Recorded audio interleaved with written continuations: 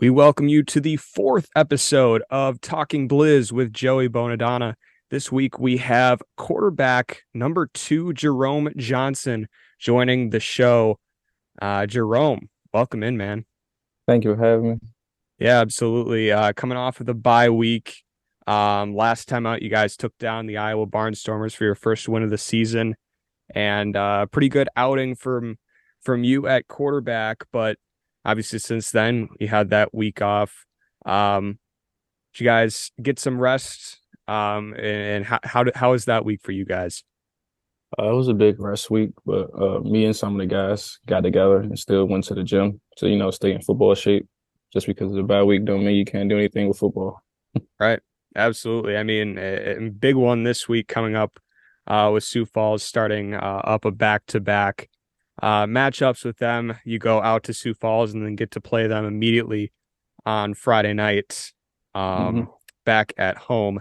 But looking back at the stats from last week, taking down Iowa by a score of 44-25, um, probably the most complete game we've seen from the squad in some time. Not even just this season, but for games past, this was probably the most complete performance we've seen. For you at quarterback, 11 for 17, 148 yards, 2 touchdowns, and then as well 55 yards on the ground on 11 attempts and 3 touchdowns. What was the mentality? We talked to Terrence Smith last week, who also had a great game. But what was that mentality going into that game? And obviously that was an important win to get, but what was the talk like going into that week? All week was just, win a week. We got to win each day. That way, by the time game time come, we prepared and we can win the game. But it was a must needed game to win.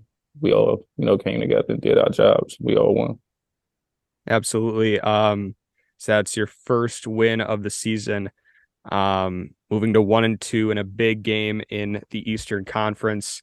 And now, as just mentioned, you go into the game, back-to-back games against Sioux Falls. And we'll touch on that later in the episode. But now to kind of just get a sense of who Jerome Johnson is.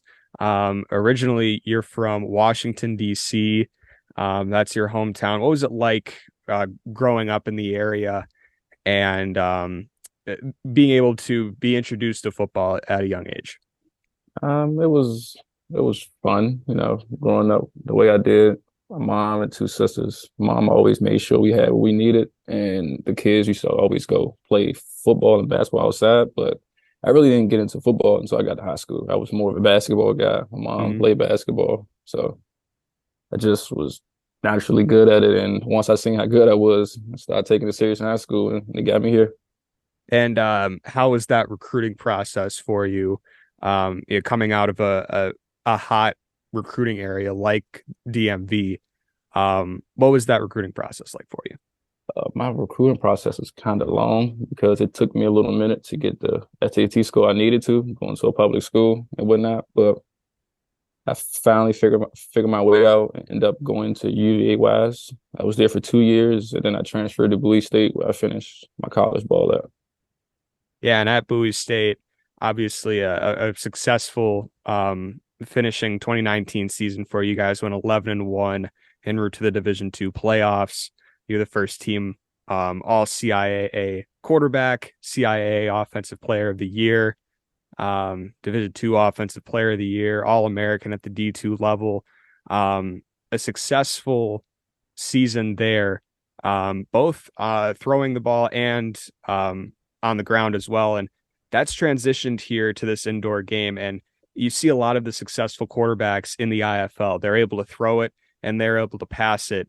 When you signed in the IFL, did you kind of know that your skill set would fit in the IFL? And how has that transition from the outdoor to indoor game served you so far?